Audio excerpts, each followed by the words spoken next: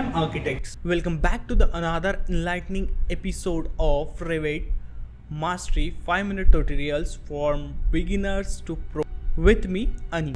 Today we are stepping into the realm of views in Revit, a world where your design come to life in captivating dimensions.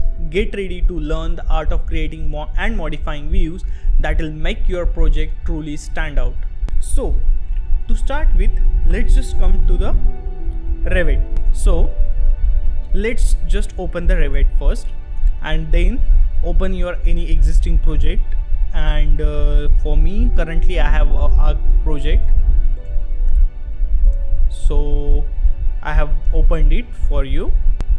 So in the project browser, if you see here, we get the views option. Okay, so this views option help us to navigate through the floor plans or ceiling levels or any 3D views, elevation and section, etc. So this view help us to navigating through the Revit. So currently we are in a 3D mode. So if I wanted to go to a plan, so I'll just click. So for level 0, I'll have my plan. To create any other view, Revit has multiple options to create a view. So for that, here you can go to the view manager, or you can say it is a view tab. Here you will have a 3D view. Here currently we have our default 3D view. Another thing, we can just here, if you want to, like if sometimes we want that in this level we want to show furniture, and but another level we don't want. So for that, we can just duplicate this level 0 view. To do that, just right click on the level 1, and here we get three options. We can just simply duplicate this view. Here we can duplicate with detailing, and here we can do duplicate as a dependent. So let's just understand this specifically. So if we click on duplicate, here it will create an exact copy of the view. These both view will be different and it is not dependent, so that whatever we will do in this view, this will not reflect into the another view and vice versa. But for the same instance, if I go and here I click and create a duplicate with detailing, here we will get exact same view. It will not have any minor difference in the new view. Okay, so this is it. And if we want, like we want to do a duplicate as a dependent, generally for this instance I have used in the very large project, there we put this as a duplicate as an independent. This view help us to create a view that is dependent on the existing level. This is it for the duplicating with detailing, duplicate as a dependent. So that's it for the view creation.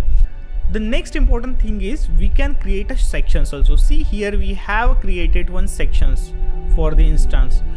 If you want to do that, just go to the section here in the views tab, just go hit the section, and here whatever you want, you can just create a section line.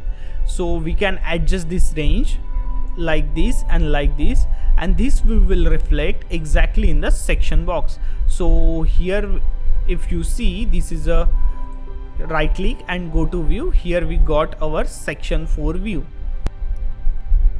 To create an elevation view, just go to the elevation and just click here. Here we already have, we will create another one for us to understand it. Okay, here we have created a elevation 1. Here if we want, we can create the elevation from all the side. For instance, we have created elevation from this side. So this view will come in the elevation panel. So here we have our elevation, and if you see here, we got here elevation 1A. We can adjust its range of how much exactly we want to see. Also how much detailing we want to see, we can adjust that also from here. Here we will get this range option. So through that also we can just adjust the range of this view. So there you have it. BIM Visionaries, creating and modifying is your passport to exploring every facet of your design, turning ideas into tangible brilliance.